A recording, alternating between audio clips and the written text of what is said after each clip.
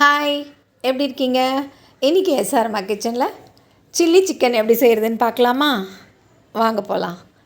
இப்போது 1/2 kilo chicken வாங்கி நல்லா கழுவிட்டு எடுத்து வச்சுருக்கேன். இது போன்லெஸ் சிக்கனாக இருந்தால் இன்னும் ரொம்பவே நல்லது. அதோட 2 ஸ்பூன் கார்ன்ஃப்ளவர், 2 ஸ்பூன் மைதா, 1 டேபிள் ஸ்பூன் மிளகாத்தூள், தேவையான அளவு உப்பு, பெப்பர் 1/2 டீஸ்பூன், அதுக்கப்புறமா கொஞ்சம் வினிகர் 1 டீஸ்பூன் ஊற்றிருக்கலாம்.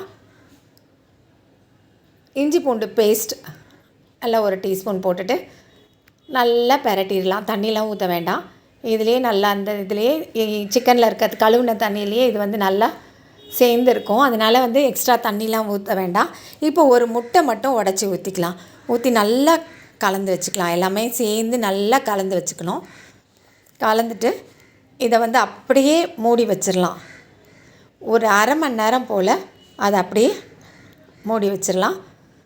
அதுக்கப்புறம் எடுத்து பாருங்கள், அது நல்லா மேரினேட் ஆகி நல்லா வறுக்கிறதுக்கு ரெடியாக இருக்கும். இந்த ஸ்டேஜில் ஒரு பேனில் எண்ணெய் ஊற்றி எண்ணெய் நல்லா காஞ்சதும் நம்ம ஊற வச்சு எடுத்து வச்சுருக்க இந்த சிக்கன் பீசஸ்லாம் ஒன்றோட ஒன்று ஒட்டாமல் போட்டு வறுத்துக்கலாம். இது கொஞ்சம் கொஞ்சமாகவும் போட்டு வறுத்துக்கலாம். நான் கொஞ்சம் அகலமான பேன் வச்சதுனால சரி நான் அப்படி போட்டுட்டேன். நீங்கள் கொஞ்சம் கொஞ்சமாக வறுத்து கூட எடுத்துக்கலாம். இது நல்லா வறுத்து பாருங்கள். நல்லா வெந்ததுக்கப்புறமா நல்லா திருப்பி போட்டுட்டு அதுவும் வந்ததுக்கப்புறம் நல்லா எடுத்து வச்சுக்கலாம்.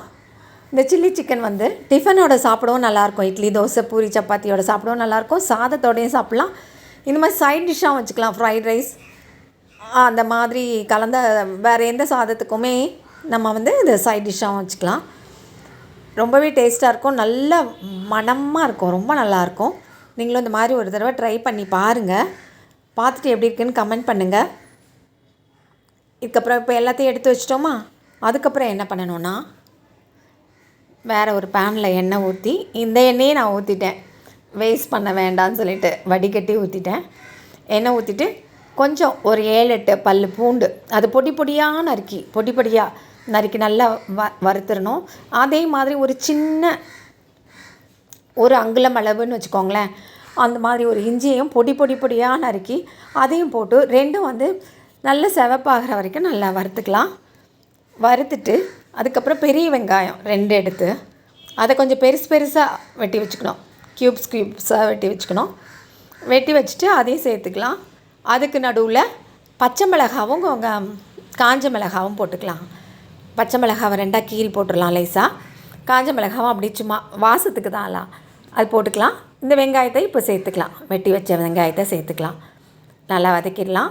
இது சிவப்பாகணும் அப்படின்லாம் இல்லை, கோல்டன் ப்ரௌனாக ஆகணும் அப்படின்லாம் கிடையாது. சும்மா அப்படி ஒரு வதக்க வேண்டிதான். அதோட ஒரு கொடமிளகா எடுத்து அதையும் அந்த விதையெல்லாம் எடுத்துகிட்டு நல்லா கொஞ்சம் பெருசாகவே பொடியாக நறுக்க வேண்டாம், எடுத்து இந்த மாதிரி கட் பண்ணி அதையும் போட்டு வதக்கலாம்.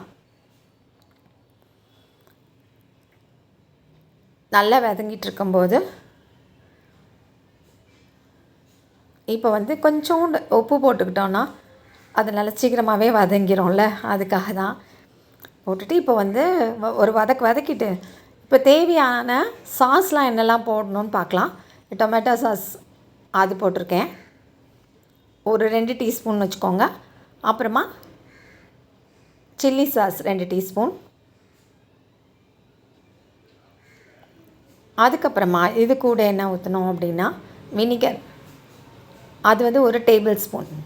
ஏற்கனவே கொஞ்சம் ஊற்றிருக்கோம், இது ஒரு டேபிள் ஸ்பூன் ஊற்றிக்கலாம். அதுக்கப்புறமா சோயா சாஸ் அதுவும் 1 டேபிள் ஸ்பூன் ஊற்றிட்டு எல்லாத்தையும் நல்லா மிக்ஸ் பண்ணி கொஞ்சம் கிண்டி விடுங்க. கிண்டி விட்டு நல்லா மிக்ஸ் பண்ணி வச்சுக்கலாம். இது நல்லா கலந்த ஒன்று போல் சேர்ந்ததும் இதில் நம்ம வறுத்து வச்சுருக்கோம்ல அந்த சிக்கன்லாம் இதில் போட்டுடலாம். இது நான் ட்ரையாக தான் வைக்கிறேன். இப்போ நம்ம கொஞ்சம் கிரேவியாக வேணும் அப்படின்னா கொஞ்சம் கார்ன்ஃப்ளவரை கரைச்சி சிக்கன் போடுறதுக்கு முன்னால் கொஞ்சம் ஊற்றி வச்சுட்டு அதுக்கப்புறமா அதில் போட்டுக்கலாம். இது நான் எனக்கு ட்ரையாக வேணும் அப்படிங்கிறதுக்காக தான் இப்படி செய்கிறேன். நீங்கள் உங்களுக்கு எப்படி வேணுமோ அப்படி செஞ்சுக்கலாம். இப்போ இது கூட கொஞ்சம் பெப்பர் கூட போட்டுக்கலாம். இன்னும் நல்லா ஸ்பைஸியாக வேணும்னா கொஞ்சம் பெப்பர் போட்டுக்கலாம். போட்டு நல்லா கிளறி விட்டுடலாம். இப்போ பாருங்கள், நல்ல ஃப்ளேவர்ஃபுல்லாக நல்ல டேஸ்டியான சில்லி சிக்கன் ரெடி. இது எல்லாத்தோடையும் வச்சு சாப்பிட ரொம்பவே நல்லாயிருக்கும். நீங்களும் இந்த மாதிரி ட்ரை பண்ணுங்கள். பண்ணிவிட்டு பிடிச்சிருந்ததுன்னா லைக் பண்ணுங்கள், கமெண்ட் பண்ணுங்கள், ஷேர் பண்ணுங்கள். இன்னும் அம்மா கிச்சனை சப்ஸ்கிரைப் பண்ணாதவங்க உடனே சப்ஸ்கிரைப் பண்ணுங்கள். அது வரைக்கும் டாட்டா பாய், see you. இந்த சில்லி சிக்கன் வேறு வேறு முறையில் கூட செய்யலாம். அது இன்னொரு தடவை பார்க்கலாம். பாய்.